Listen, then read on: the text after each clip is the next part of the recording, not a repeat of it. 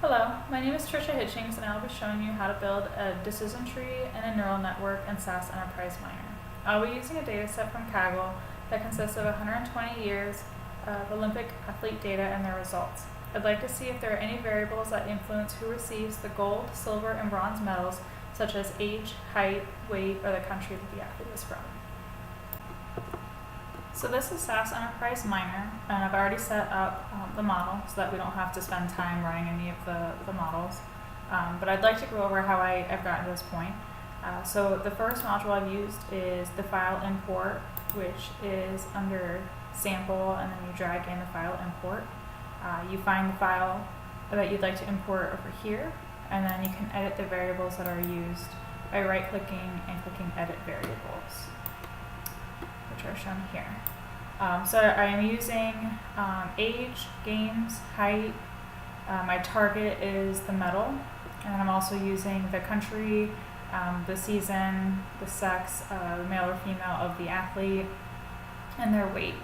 But I've rejected, which means we're not using them in the model, all of these listed here, which is city, event, their ID number, their name, the sport, team, or year, because I want to isolate specifically the athlete's characteristics and not as much the events that they're using. Then we're going to use a data partition, which breaks up the data into training, validation, and test data sets. And I'm using 60% on training, 15 on validation, and 15 on test. And then I'm using a control point so that all of this information can be used for multiple models over here. So for my first model, I'm using a decision tree, and in SAS, the decision tree defaults to a maximum branch of 2 branches, a depth of 6, and a leaf size of 5.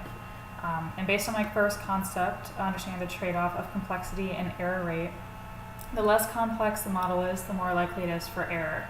So I went ahead and increased in the first model I ran. I increased the branches and nodes so that the model can use the data better rather than being restricted to a low number of branches. So I increased the branches, the depth, and the leaf size to 10. And if we right-click on the model and look at the results, we can see how the model did. So in this bottom left, we can see visually what the map looks like going down to all the different leaves. And if we expand on this, we can see the results themselves. And in the first layer, it looks like the model used the country. So we can see here like Finland, I think it's Netherlands. And then from there, it uses, at least this one, uses the games. So if it was the 2006 Winter Games, based on what the model found, it fitted this. And then if we scroll down more, it goes into this one specifically goes into the sex of the athlete, and it continues from there.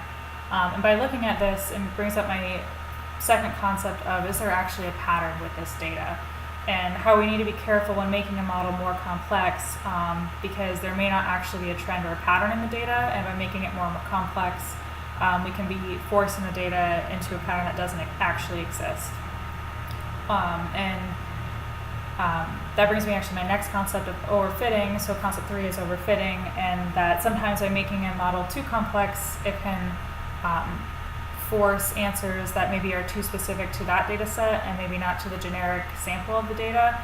So if you overfit a model and use that model in another set of data that's similar but different records of it, it won't actually work because the model's fit and trained on the old data or the first set of data, and doesn't actually work for the general population of that type of data.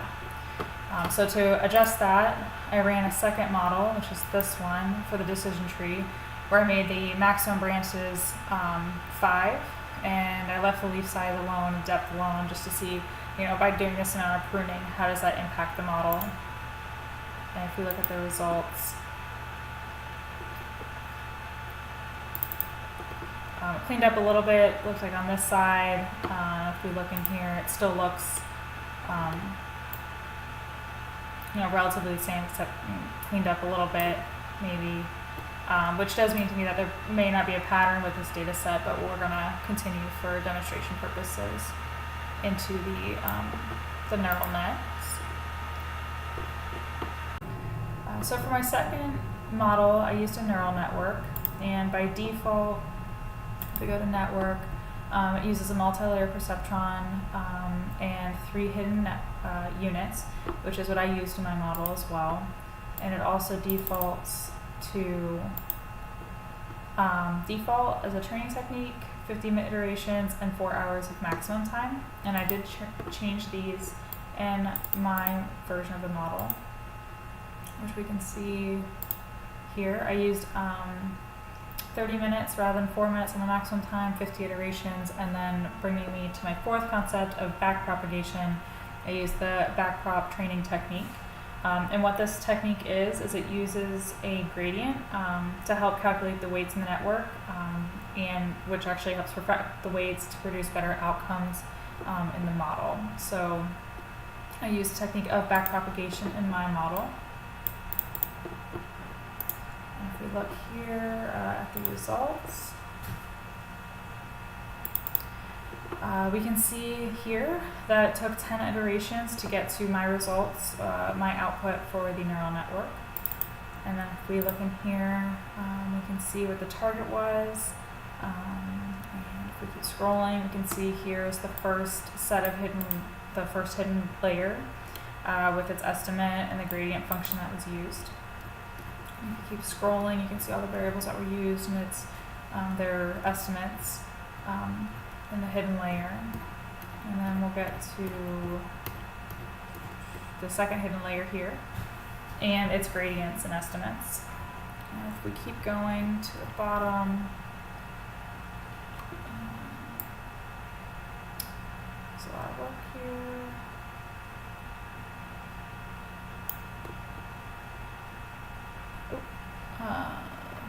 We'll get to more of the outcomes around the network, the neural network. So here we'll get to the target percentages and the outcomes, and then we'll also see here the false negatives and true negatives around the outputs. So this is a demonstration on how to use a decision tree in a neural network model in SAS Enterprise Miner.